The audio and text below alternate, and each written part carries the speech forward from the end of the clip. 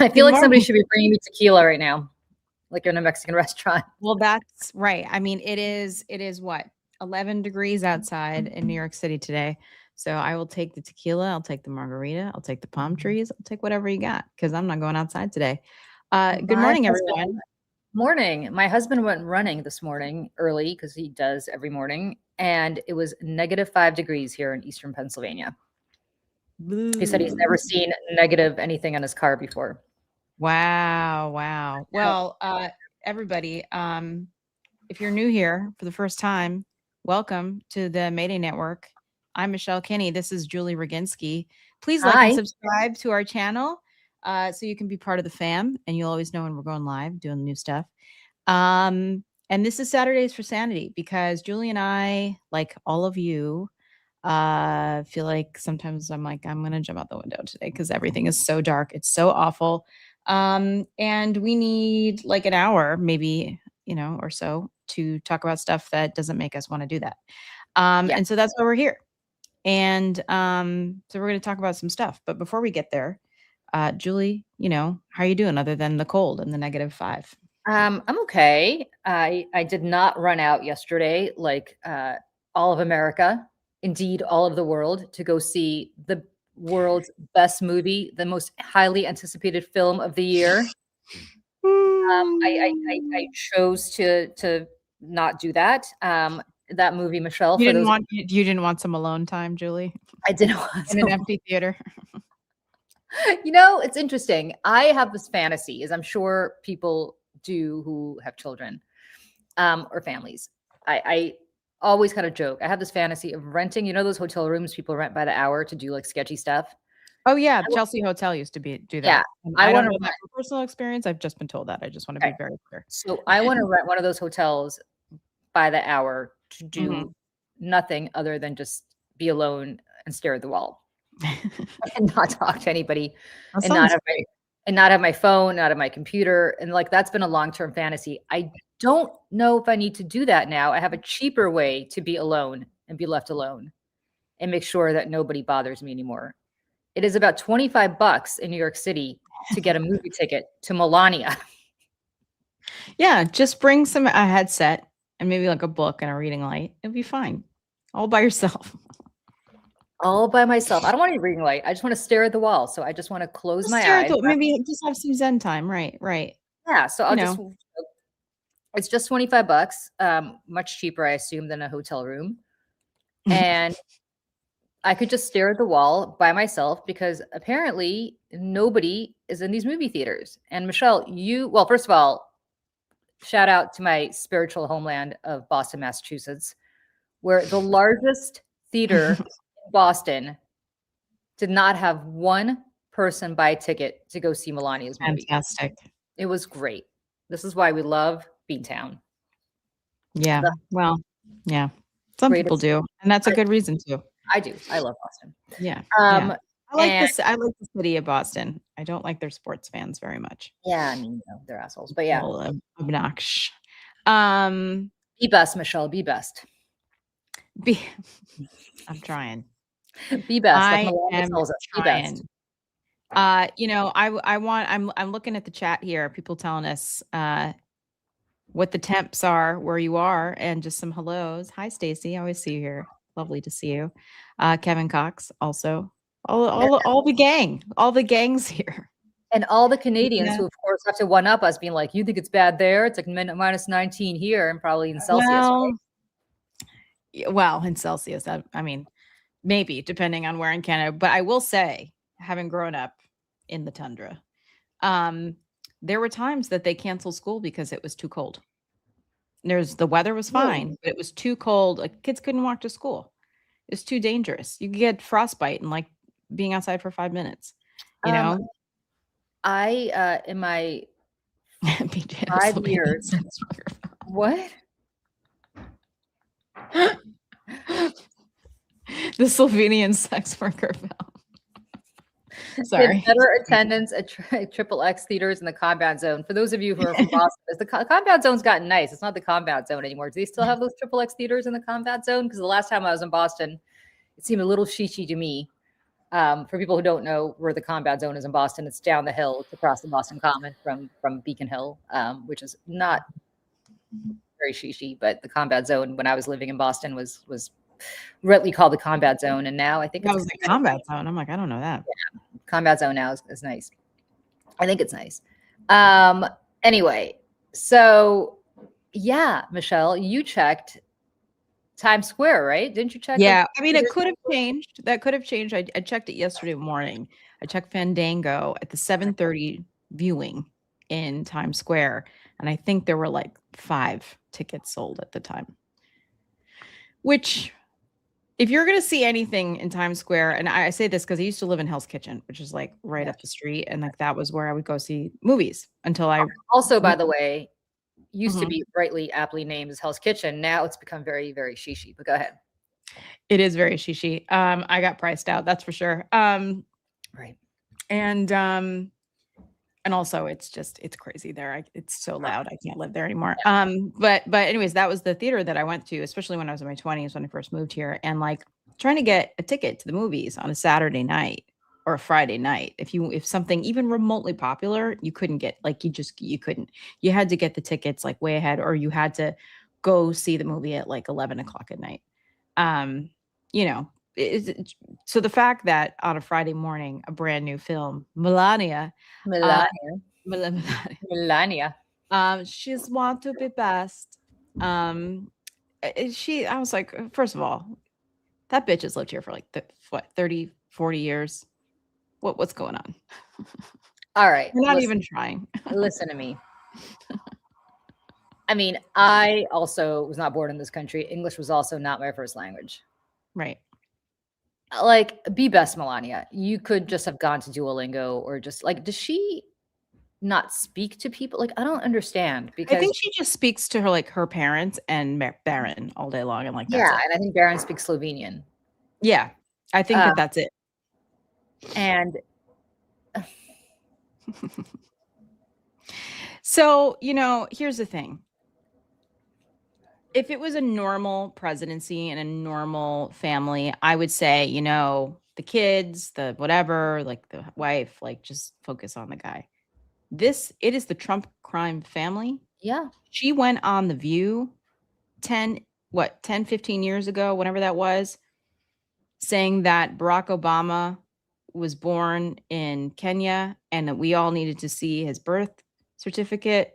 She is just as bad as everybody else. She's worse. She went after Julia Yaffe, who did a profile on her. She's a horrible person. And she went after her, and all the white nationalists came after Julia Yaffe, who's a great journalist, great reporter. So, like, I have no sympathy for her. No, she deserves all of your rancor. She deserves all of your ridicule, all of it. Don't let up. Make fun of her. She's horrible. And she's buddies with Ghislaine Maxwell, as we saw in this email dump.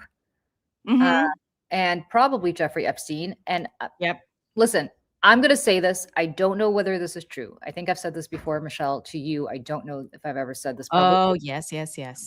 So I'm going to say this. And again, I don't know whether this is true.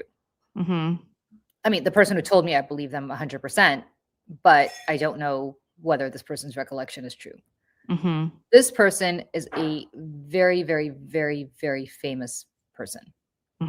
And he had a house on an island not too far, like a vacation house. In the Caribbean, right? Probably. In the Caribbean. Yeah. And the British people do. In the British Virgin Islands. Yeah. And this person tends to fly private. And so he and his wife told me that about, I don't know, in the mid to late 90s, they were at a private airport, getting on a plane, and Jeffrey Epstein's plane was there. I think it was I forgot which of the bigger islands, because you can't take a private plane, or you couldn't at the time, to either Little St. John, which is Pedo Island, or to the island where this person was living. And so they all used to like park their planes and then take boats to wherever they were going. Sorry, these comments are just so good. Yeah.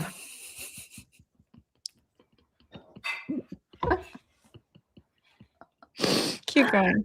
Anyway, this person said to me that Jeffrey Epstein recognized him and went up to him because, as I said, this person is quite famous. And Jeffrey Epstein went up to him, and he had a woman with him. This is prior to Trump, prior to her getting together with Trump. That this person who has a mind, and this I can guarantee you, a mind like a steel trap, like a steel trap. So I believe that this, I mean, this is like if somebody, I promise you, this person remembers. Yeah. A very legit person. Yeah. Very legit person, but also somebody with a crazy memory where I'm like, how the hell do you remember? I can't remember what happened yesterday. This person remembers everything. He said that the woman with him was Melania, with Jeffrey Epstein. And, you know, this is why I think Michael Wolff is going for it, because I think he knows. Yep. And I think that they're like bluffing, because in discovery, I think it will become known exactly how everybody met. And I think that Michael Wolff feels very confident about that. And all of it makes sense. Listen, let's be really clear here. She was an Eastern European tall girl, right? Mhm. Before the plastic surgery, she wasn't anything special. She had height. That's all she had. Much like Ivanka before the plastic surgery. I don't know if you ever saw those pictures, but the reality is, she looks nothing like how she used to. Yeah, I don't. And by the way, this is not a knock on anybody who gets plastic surgery. Listen, like, if it makes you feel better, I'm all for it. Like, I do not judge people by what they look like, but I do know, because I live in New York, as does Michelle, what it takes to be a successful model in New York. She doesn't have it. She doesn't have it. So if you want to get out of your little, as the Russians call miastechka, your little village in Slovenia, because she's not even from Ljubljana, the capital. She's from some little tiny village in Slovenia, and you want to be a model, right? You know, there are models and there are models, and she never had. I mean, she was never going to be a Cindy Crawford or an Olympian. No, she was never going to do like runway. Probably like more print stuff. Yeah. And so, and not even. I mean, she did Camel cigarette ads. She did, yeah, and she did. I mean, naked. Yeah. Oh yeah, I saw those. So so the reality is, like, of course she was going to end up with Jeffrey Epstein or somebody like him. Listen, that's how you are able to get a visa to stay in this country. That's how you're able to, potentially marry rich. Like, you have to, because, to be a successful model, first of all, you're done by 30 tops. And she was already in her 20s when she came here. Yeah. And you have at least back then, especially back then. And you have to have it. And she never had it. She was never, she was a tall girl. I've known people who were like models. Yeah. Like, not like super famous, but like worked with the, and there's something about them. It's almost like I don't know. It's like this blank slate kind of thing, like very pretty, but like unique. I don't know. And like, there's a thing about them, and you can't really put your finger on it, but it's a look, and and she doesn't have it, and like, whatever. I don't have it either. Like, I don't have it either. This is by the way, no knock on no one her. has it. like, let's be very clear.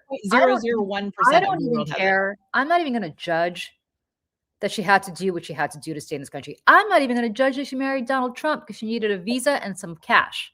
Like, I'm not even going to judge that, right? Like, to each their own. You got to do what you got to do to survive, right? Like, yeah. If she were a better person, none of this would be anything I would judge.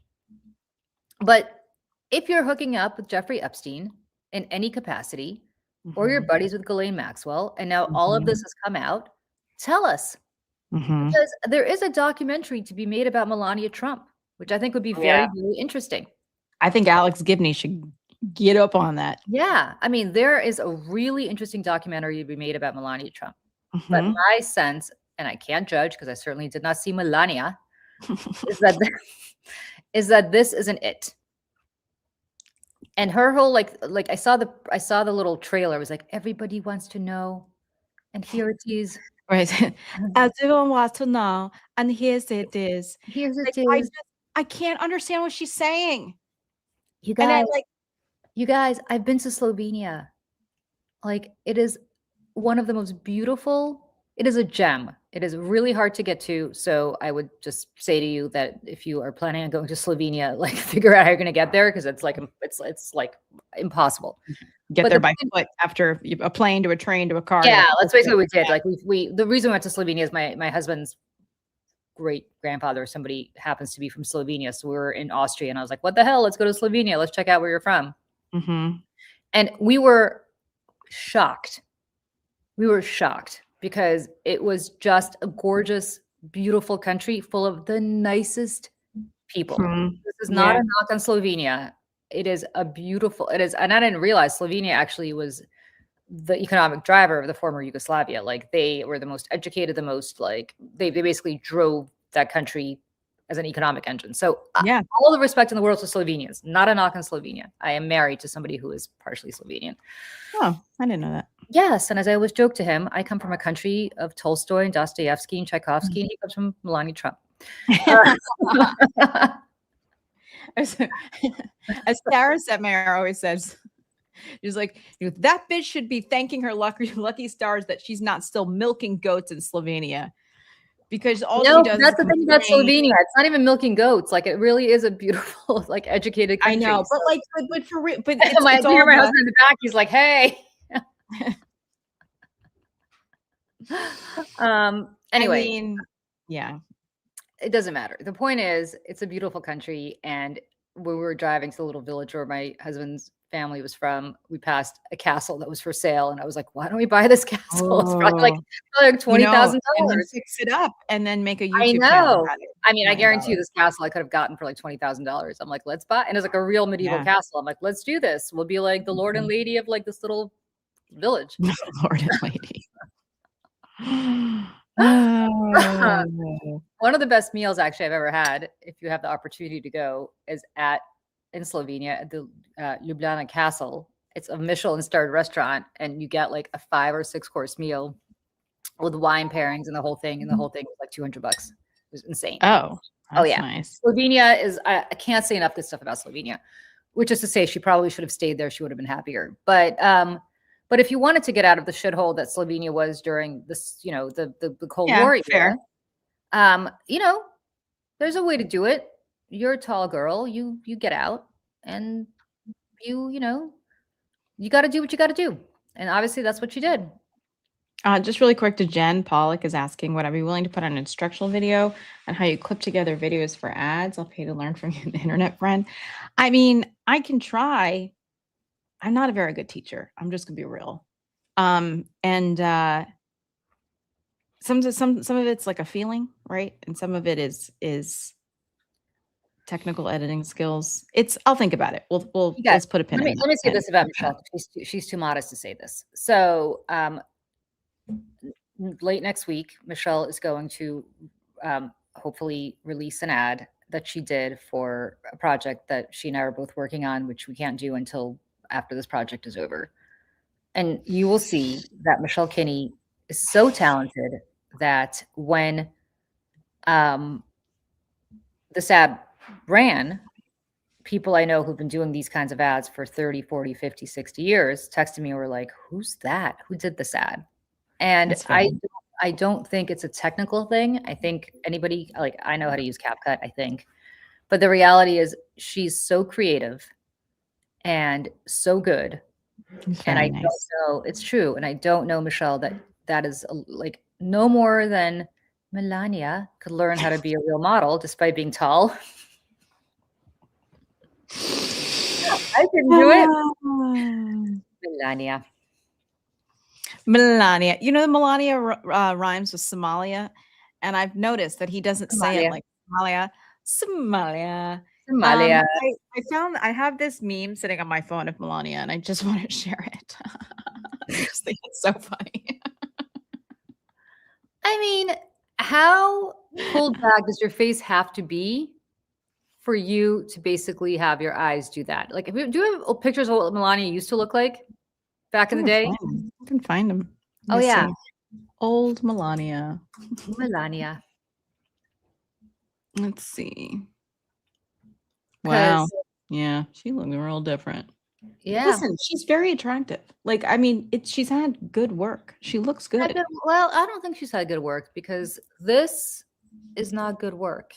This means your face has been so pulled back that you look an alien.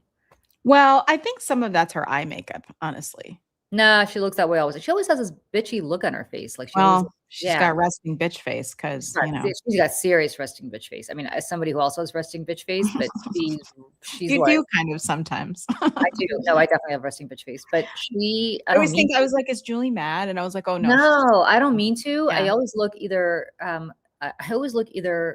mad or sad, and I'm not either. There you go. There you go. That's Melania, guys. That's Melania. That's Melania when she first became a model. Mikey in the chat said that's not nice to the alien. Well, yeah, that's vintage. That's Melania, vintage guys. Melania. And again, I normally wouldn't be picking on first ladies just because they had the misfortune of marrying a president, but she has put herself out there. Resting Slav face. I take exception to that. Although I'm not a Slav. How old was she in this pic? Let me see. Probably 18 or 19. Because I've got this, it's a Time article. Melania's evolution from model to first lady. Oh, God. Who wrote this shit? Yes, that's a before picture, Johnny. Yeah. Yes. Hold on. Oh. You know what? Let us together as a family. I'm gonna put this over here on my other computer, and we're gonna just let's go through this because I think this is actually pretty interesting. Hold on, Time magazine. Here we go. Wait, hold on. Remove. Okay, there we go. Okay, that's Melania. This is apparently Melania Trump. That's in 1999. Okay, Melania's evolution from model to first lady. Okay. I always loved fashion. My mother was a fashion designer, so it was always in my blood. Here her mother was not a fashion designer, friends. Her mother was a seamstress. Let's be very clear. Yeah, which like great. Oh, God bless. I can't sew to save my life, so I'm glad. Yeah. But there's a difference between Diane von Furstenberg, fashion designer, and what Melania's mother was. But okay. Right. So this is her. Julie Schwartz, welcome, first time from Seattle. Welcome. Oh, hi, Julie. Hello. Julie, other Julie. Yes, let's see. Okay, this was from 1977 when she's in Slovenia. Okay. This seems to be, I think that's her in the front row here. Let me put my little pointer here. I think this is her. That looks like her. Okay. Here she is. When is this? This is in 1987. Okay. All right, and here we are. Here's the photo. 1987 also. So 87, she must have been like 17 or 16. Yeah. And Donald Trump was much older than that. And doing bad things in New York. Molly and Now, okay, that's 99. Here she is with Donald. Oh, God. So gross. This is where she's starting to look more like Melania that we know now. Yeah, because he made her get breast implants and he made her get plastic surgery. Which again, Back to the Future Part 2. Yeah. By the way, yeah, if that's what she wanted to do to make herself feel better, great. If she did it for a man. I just hope that he didn't make her. Do you know what I'm saying? Yeah. Which he definitely did. Right. I mean, when she wanted to have a baby, he said, okay, fine. But you have to lose. Well, you raise it and you have to lose weight immediately. Oh. Like you can't be fat. And that was, yeah. Okay, here she is there with her. That's her mom. That's Melania and her mom. Okay. Oh, God. Even there, gosh. Poor Andre Leon. Is that Andre Talley? Oh, yeah, God. I know. Oh, unfortunate. I saw him at Rosa Mexicana once, and I have a great Andre Leon Talley story when I was 14, which I will tell you in a minute. Please. Okay, so here she is here, 2006. Just a woman of the people. Here she is with a little baby, Baron. He was kind of a cute baby. He's a cute I'll give him baby. that. Yeah. Those videos of him, have you seen him when he's in the accent?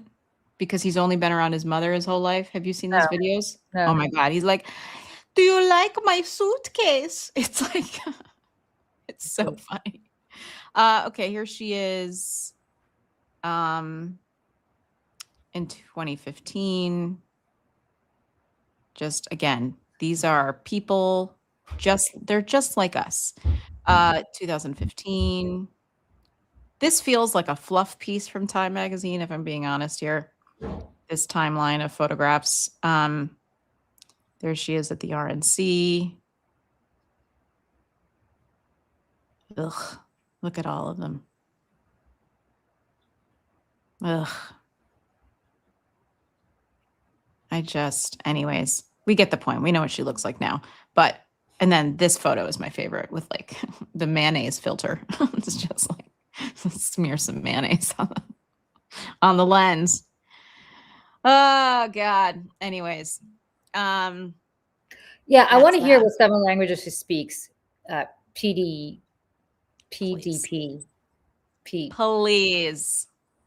Please. Yeah, no one's buying that shit. You know, while we're on the topic, let's look at the reviews here, shall we? Because this is one of the better reviews that I have seen. Because when I was talking to Julie this morning, I was like, listen, I don't want to get into the hard stuff this morning, but you know, we can keep it adjacent. And I think that this Melania review from Damon, ew. What? Damon, Ariel, ew. He goes, that's not mayonnaise. Oh God.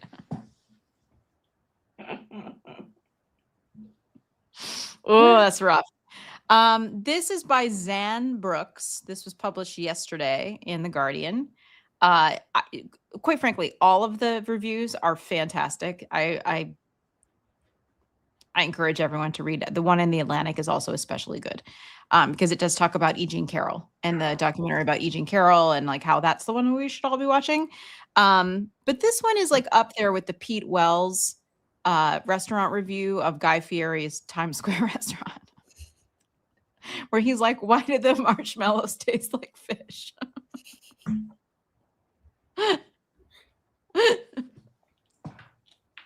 Anyways, oh God, I'm going to choke. Sorry. Okay. Oh yeah, this is great. Okay, so this is The Guardian.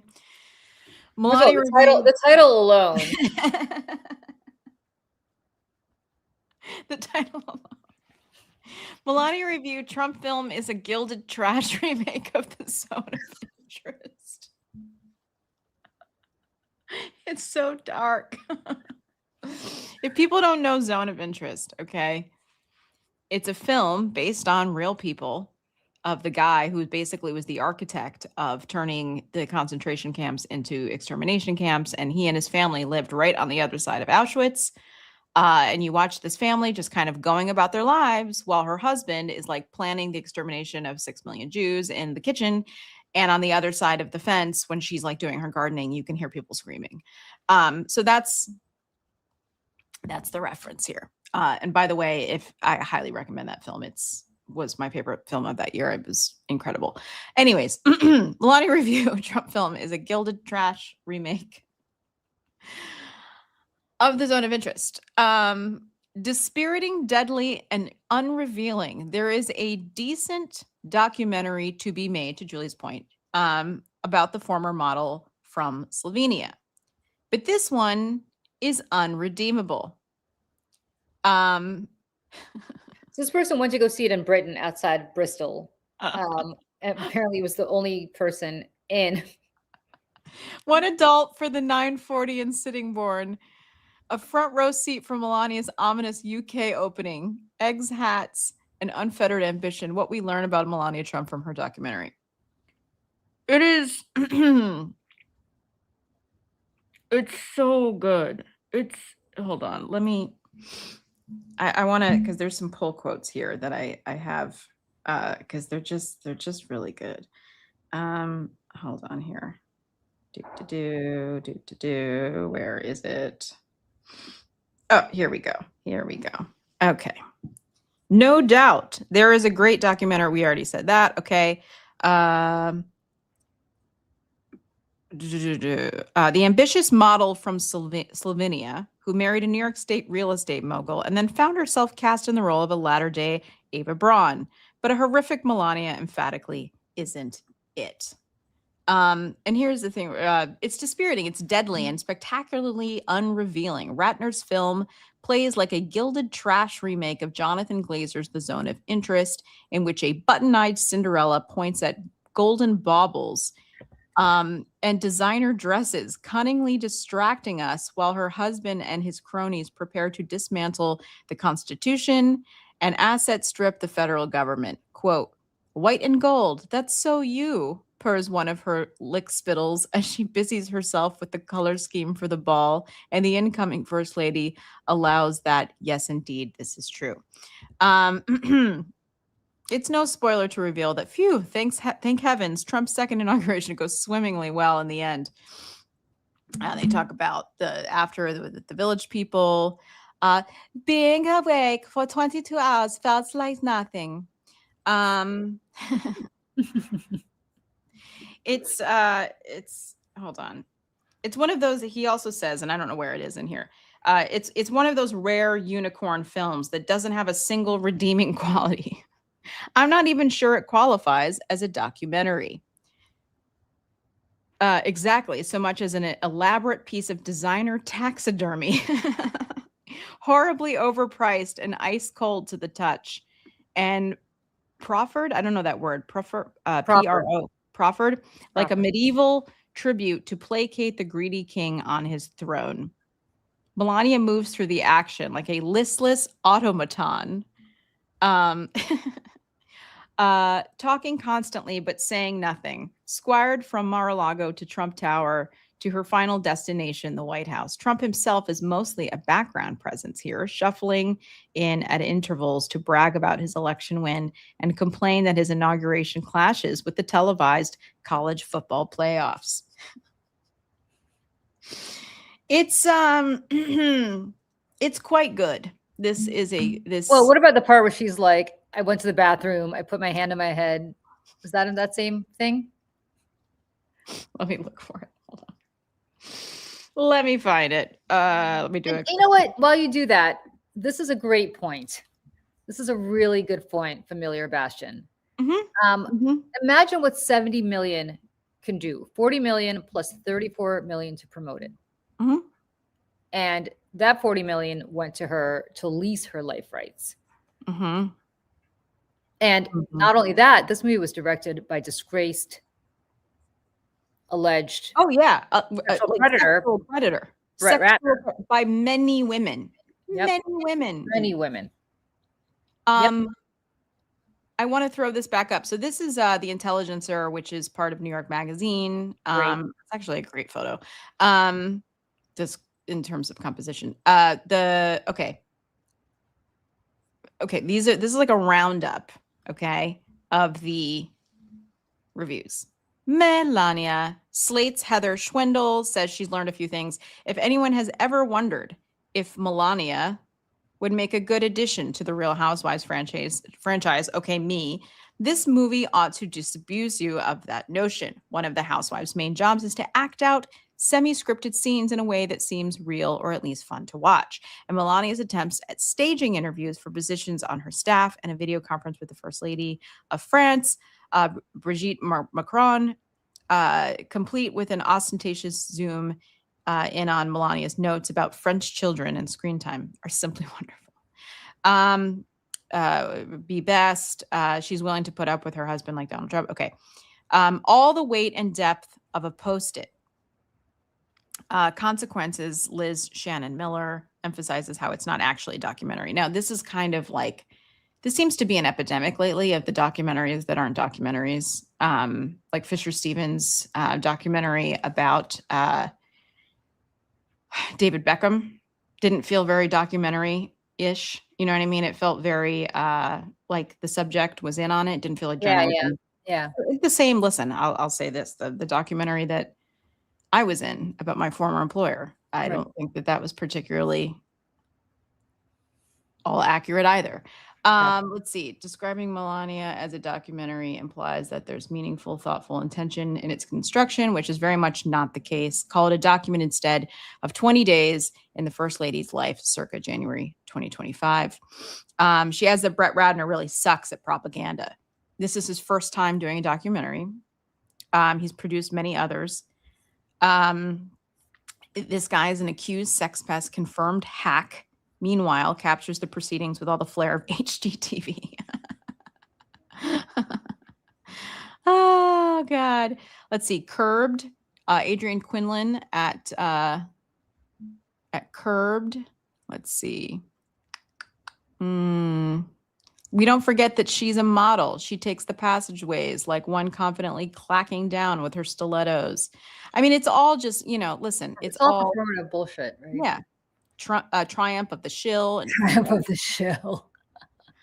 So good. Globe and Mail, the ultimate chronicle of 21st century excess and greed, 100%.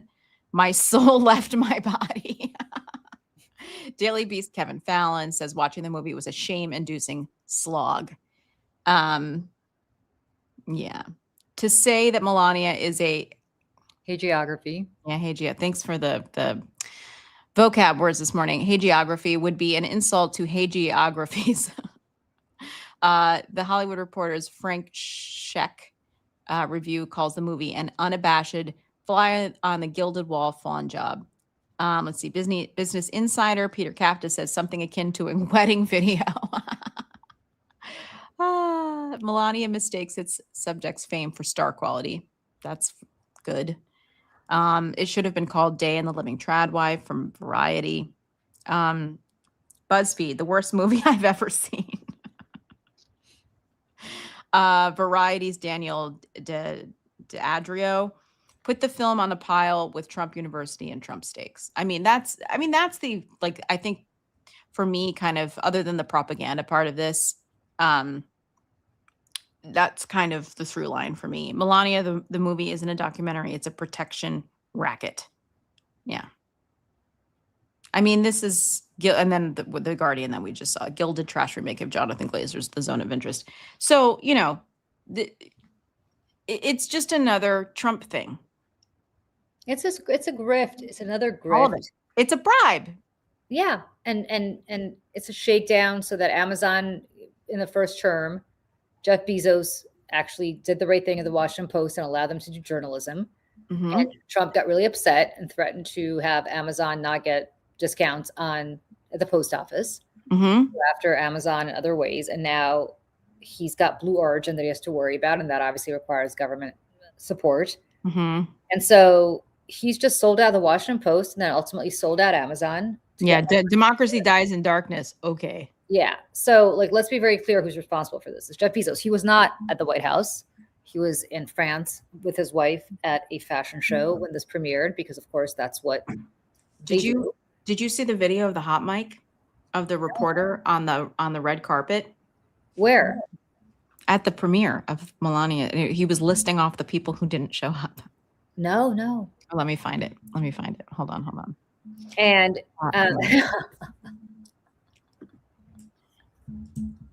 hold on. No. Oh, I gotta pull this up. Yeah, the story. Rosie, that was so good. Hold on. Oh my God, we gotta find this. Hold on, I got this Melania thing here. Hold on, I'm gonna throw this up here. I gotta change. Windows. Share screen. Michelle, I gotta send this to you so you could play it, because unfortunately Rosie just totally encapsulated it. Okay. After you show it. Hold on. Yep. Okay. So let's all listen closely to this reporter here. We didn't show on the red carpet. Carrie Lake, she didn't show. Maria, right there. Kellyanne Conway, Riley Gaines, Johnson. Eddie Johnson? Oh, no. Oh. Yeah. Cash Patel didn't show. Asfat didn't show. Noam didn't show. Bondi didn't show. Weird. Duffy didn't show.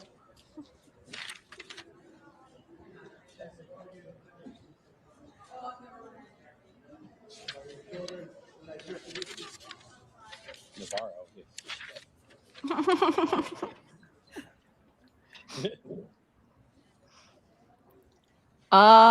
Amazing. None of her stepchildren showed. Barron didn't show. Nobody showed. Play this, Michelle, because it's so good. I don't know if Where you did you ever saw send it? Where'd you send it? I texted it to you. All right. Hold on. And I blame Rosie for this because she put this idea in my head, but Rosie is so good. There's a commercial. It's on YouTube, so there's a commercial in front of it. So we'll have to sit through that. But I don't know if anybody remembers the Velvet Jones, How to Be a Hoe from Saturday Night Live. Oh, God. Oh, God. You know what I'm talking about, Michelle? I do. So good. The 80s. That was good. God That was when I said it was really good. God bless. Well, See, they'd never do that on SNL now. Comcast would be too scared. There'd be a whole thing. Comcast would be too scared. The lawyers would never let it go through. Like, just like even, you know, the first layer of lawyers would never allow it. They're very they don't really push the envelope anymore. No, it's don't push the envelope anymore. It's unfortunate. It's unfortunate. Yeah. Well, the other thing that I wanted us to watch, I don't know if people know this, but Seth Moulton, who is quickly becoming one of my favorites.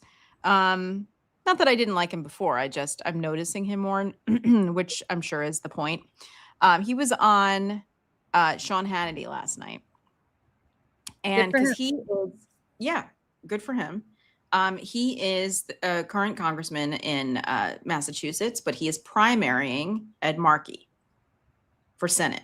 If people don't know this. And I remember when he first announced that he was going to do this, I was like, but I'm like, you know what? Yeah.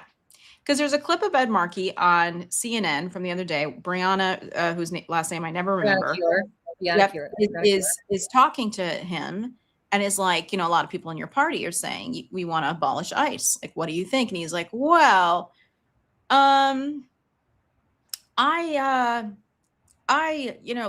we should reform it. And like, she must ask him like 4 or 5 times. And he blah, blah, blah, blah, blah, does not answer the question and refuses to say it.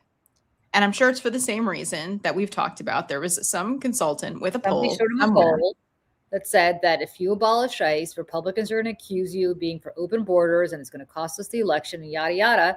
To which I say, why don't you learn how to communicate? And therefore, you don't need to actually worry about what Republicans are going to say because you can say it better and louder. But we're scared of our own shadows. So therefore, we don't say stuff like this. Right. Create a permission structure and push the envelope with your messaging in order to bring people with you. Yep. People will follow. They just will. Yep. And, and also like, if they don't, they'll be loud and tell you otherwise, but that's just not going to happen right now. If you're from Massachusetts and you're in the chat, I would actually love to know what you are thinking about this primary race. Cause I'm obviously not there. I haven't stepped foot in the state of Massachusetts in quite a few years, but no, that is a big mark against you. Cause it is the Commonwealth and it's the best. Listen, all I'm going to say is I have an ex-boyfriend who is from Southie, and I don't know. Southie. Want to go? I just don't ever want to go again. Yeah, Southie used to be tough, but Massachusetts is great. Ed Mackey is a primary. Yeah, and all the things, by the way, were happening on Sean Hannity last night. And props to Asen. I never know if I'm saying that properly. He is like the counterpart, from a separate entity, obviously, to Aaron Rupar, one of the other people online who's clipping all the things and whose clips honestly have made my job so much easier over the years. So props. Lindsey Graham was on. And I just want he appeared to be inebriated. I'm just going to say. But they got to see us fighting. We got to give them a chance to see the difference between us and liberal Democrats. In 2 weeks, we're going to have that chance. And I can't wait till John Kennedy gets on the floor and sticks it to them about the insanity of sanctuary cities. I can't wait till he comes up here tonight. Yeah. Yeah. What, is he drunk? Yes. I want sanctuary city policy to end. What the hell? I want sanctuary city policy to end. You know what I think happened? I think that there was a loosey-goosey happy hour on a Friday. And then he was like, oh shit, I have to do Hannity. That's exactly what happened. That is no, it's better than that. He was having dinner somewhere. I think Bistro B closed down, but he was probably having dinner at Bistro B, whatever the place is that's now taken over from that spot, across from where Fox is, right? Yep. On the hill there. Mm-hmm. And decided that he was like, oh shit, well, first of all, he probably ordered a bottle of wine. Oh yeah. He was with. He's like, let's split it. It's not too much. I gotta have a glass or two. And then the glass or two turned into 3 or 4. And then he's like, oh shit, I gotta go. But it's okay. I can handle it. And whichever staffer was with him, Yeah. I've been that staffer, was like, oh shit. Like, sir. I've been there, my friends. Not pretty. So there's a whole bunch of clips, and I think we should watch them. Because Seth Moulton, again, is proving to be one of the ones who's saying the things in a way that I think needs to be said. And I think the rest of the Democrats could learn a thing or two about his delivery, at the very least. When President Trump gave his joint speech before Congress, and he introduced the family of Laken Riley and the family of Jocelyn Nungary, murdered by unvetted Biden-Harris illegal immigrants, I didn't see anyone in your party stand. Did you stand? I actually was standing at the time in the back, so I was there. And then look, I don't think that Laken Riley should have been killed. I also don't think that Alex Preddy or Renee Good should have been killed. And that's fair enough. We'll talk about that in a minute. I just want to establish where you're coming from. Now, yeah, I'm not afraid to call out both sides here. Sean, I've criticized Biden for his immigration policy. I've criticized him for his Afghanistan withdrawal. I'm going to scroll I'm not afraid the website. To criticize him. I would love to see you criticize Trump once in a while. That's all I'm asking for. Let's just be honest here. I think ICE has the most difficult job, and I'm going to scroll just to inform you and help educate you.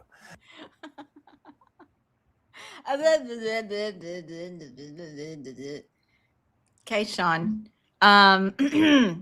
Moving on. So he shows Congressman a scroll of criminals who have been, I guess, illegal immigrants, because we love to cherry pick things and love to not talk about the fact that it's actual like citizens who commit way more crimes. But, you know, convenient. Here we go. You didn't make that qualification. That's not hard. You didn't make that I distinction. I don't have a problem. You did not make Sean, that distinction. Wait, Sean, you're not letting me answer the question. I don't have a problem saying that the people you are scrolling on my screen should be prosecuted because they broke the law.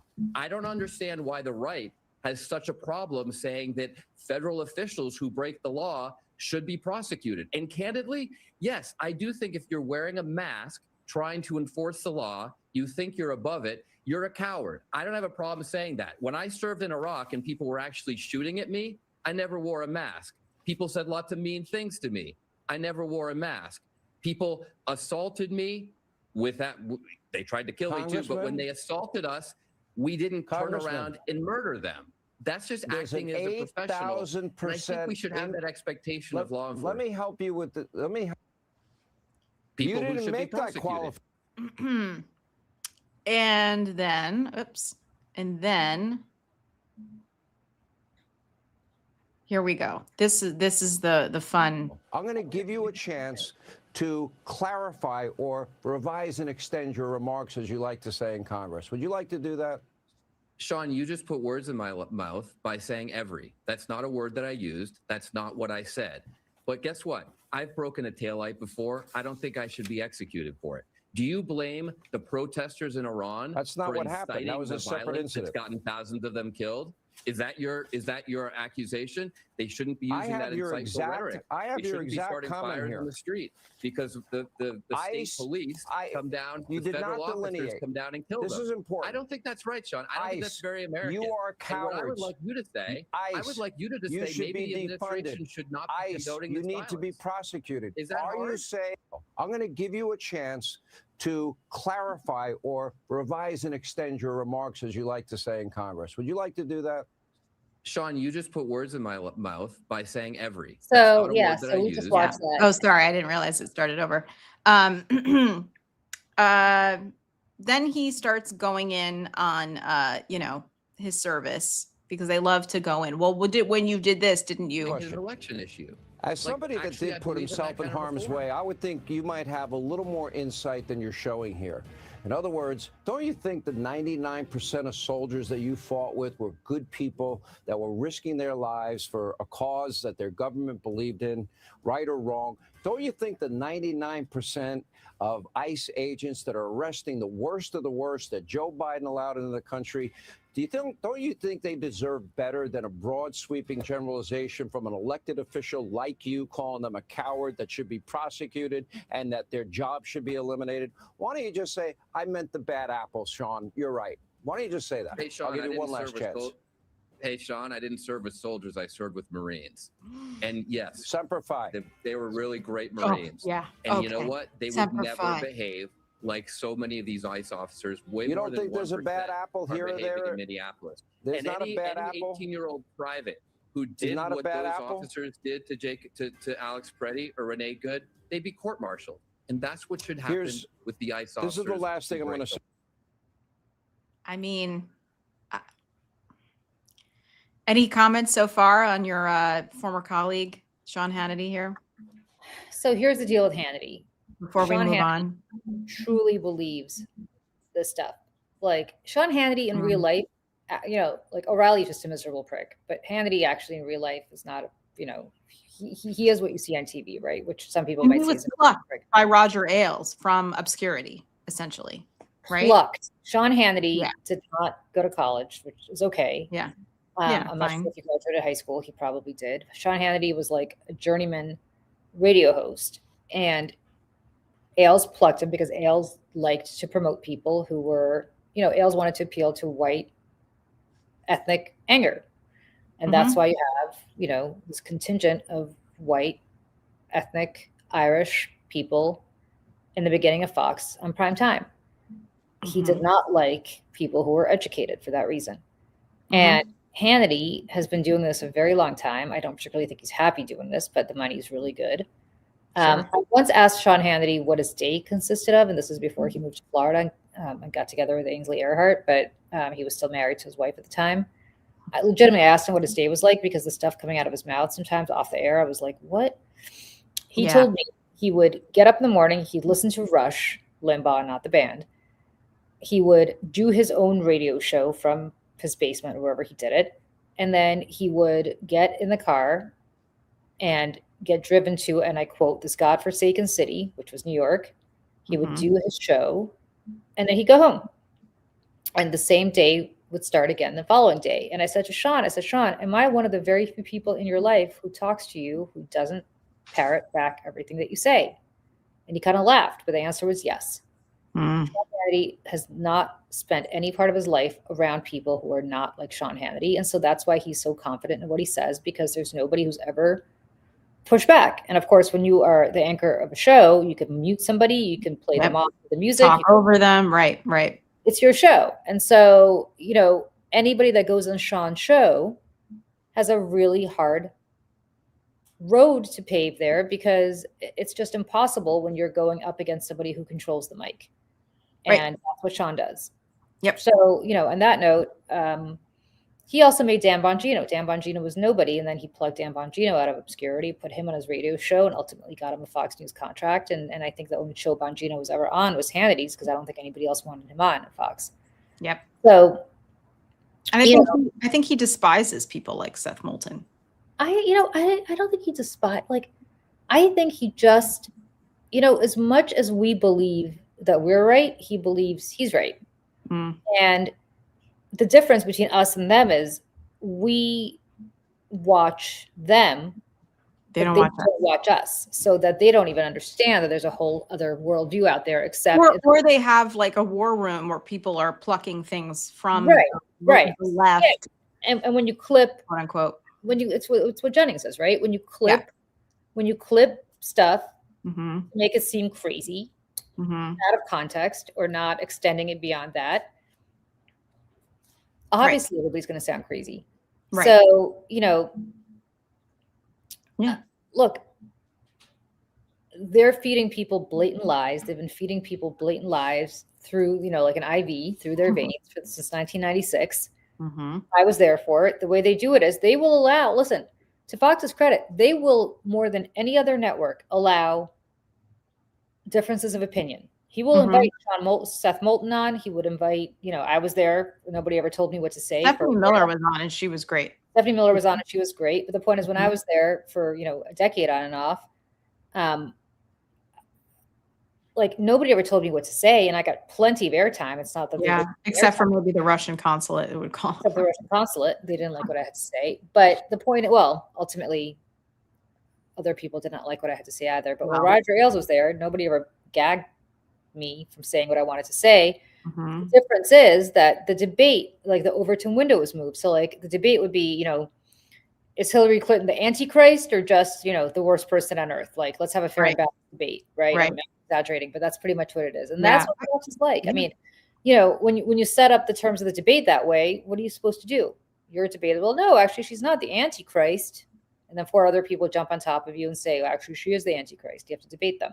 Mm-hmm. So, it is exactly what this comment says, right? It is the self-confidence of constantly thinking you're right because nobody has told you in 30 years that you're wrong. Yep. And when you step outside, people mob you. Like I remember going to the Republican convention in 2016 and understanding what it was like to be Brad Pitt for the one and only time in my life. Like mobbed, like could not walk down. In like what way? In a admiring way? Like, oh my God, they didn't care. I'm like, you people, I was on the 5 at the time. I'm like, you people hate me. I'm the one you send.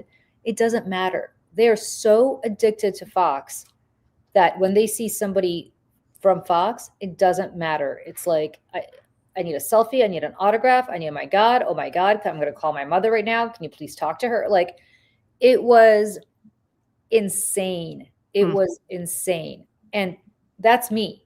Now imagine if you're Sean Hannity. Right. He probably couldn't even walk through the arena without he didn't security. But he didn't. Yeah. He would get brought up, he and Meghan and Bray Hume would get brought up kind of, back. And I guess the only thing I'm going to say about this further is that that really goes to your head eventually. Yeah. Because, when people worship you like that, it never went to my head because obviously I was the Democrat there. But I mean,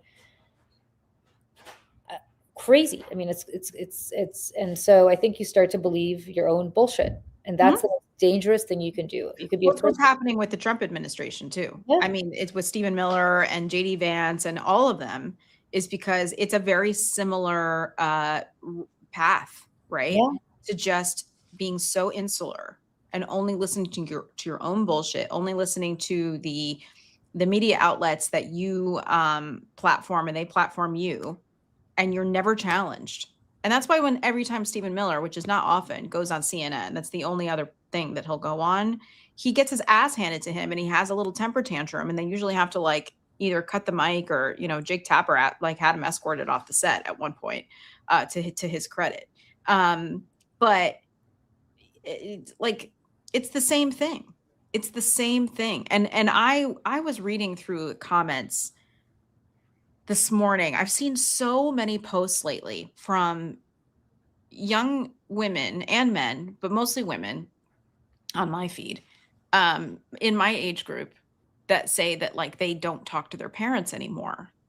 And they're like, I just can't. And they're like, because my mother thinks that all of this is fine. She sees no problem shooting people in the street.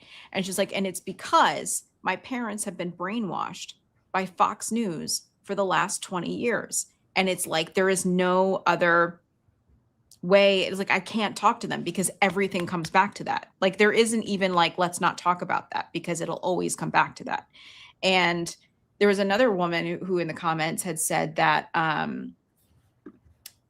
one of the last things her mother said to her before she died was something about how she hated gay people. Like, I was just like, what? Or like, you know, oh, those gays and their marriage or something. And she was like, I don't know these people. These are not the people I grew up with. These are not the people who raised me.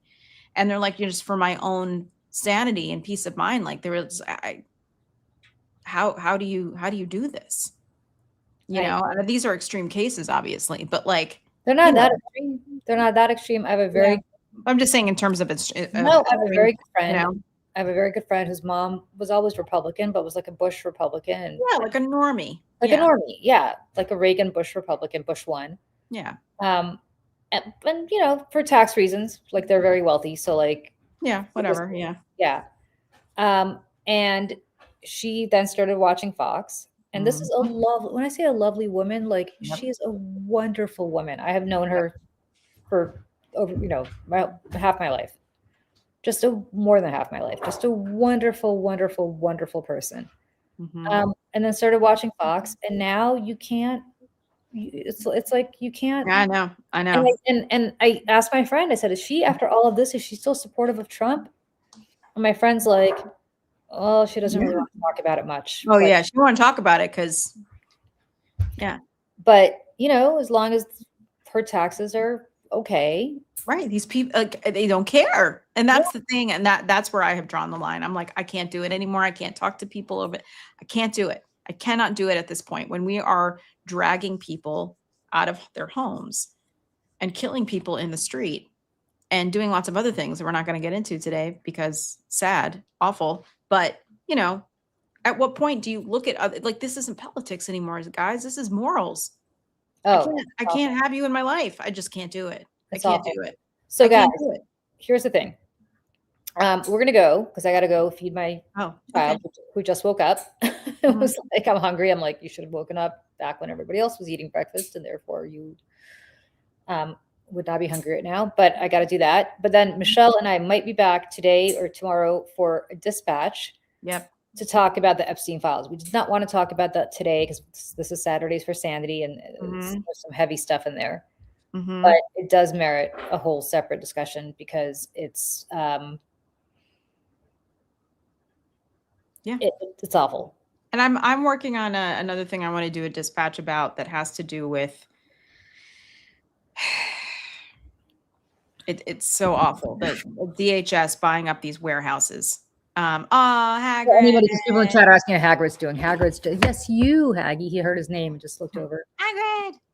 Haggy's doing just fine. He's great. Oh, good. And you know what's funny enough about my cat also? I picked him up the other day and I was like, oh, heavy. He's good. Like bringing the weight back. I think he's bringing at least a couple pounds back. So it's like, good. And he's like back to his very annoying self. But so yay pets and their better health. But yeah, there's some stuff going on with the DHS buying up all these empty warehouses around the country where they want to put people in, tens of thousands of people. And where are they going to get those people? I think we know. And how that may or may not relate to a bill that came to the floor in Indiana about a White House request. Yes. To amend their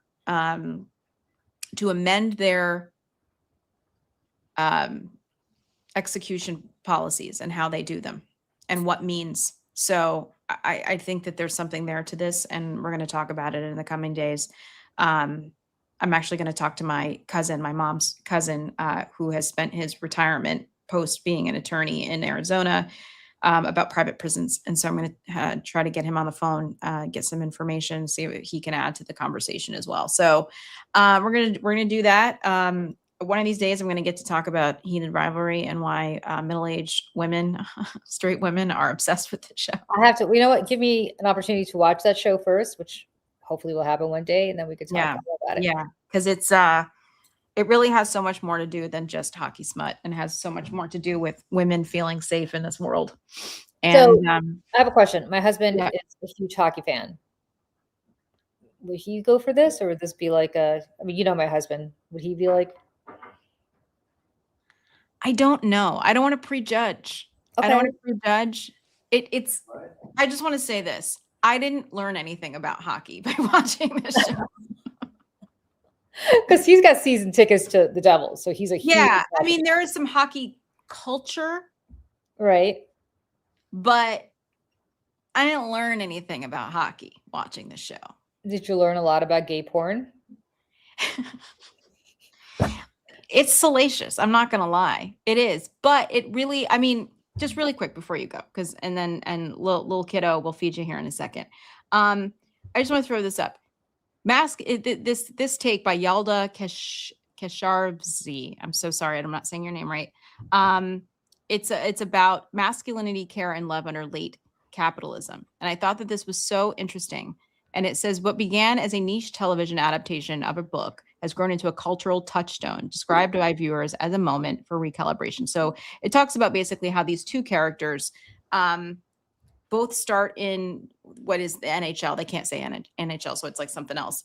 They both start at the same time. So it's not like one person has there been longer. Like the power structure of their entire relationship is the same the whole time. One of them's not more famous than the other one. They're like rivals the whole time, the same age. They're making the same amount of money. They live in the same kind of house, and there's all kinds of consent. And it's just, I think the reason women love it so much is because we navigate through a world where we constantly feel like power structures are used against us and weaponized against us. We don't feel safe in a world that people like Donald Trump are operating in. And here's this beautiful story about these two young men, figuring out who they are, and in a way through equality. And I think it just struck a chord with women, and feeling like, wow, here's this story that I've always wanted to see, and like everyone's equal here, and everyone's safe. And I think that's Okay. Well, we'll take a look. I will Yeah. try my best to get my husband to turn off CNN and MSNBC or hockey and watch something with me that's not those three things. That's a little hard. And challenging. So kind of like Brokeback.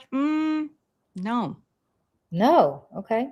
It sounds like Brokeback on ice. It is, but there's no shame here. There's just there's no shame. It's all great. Great.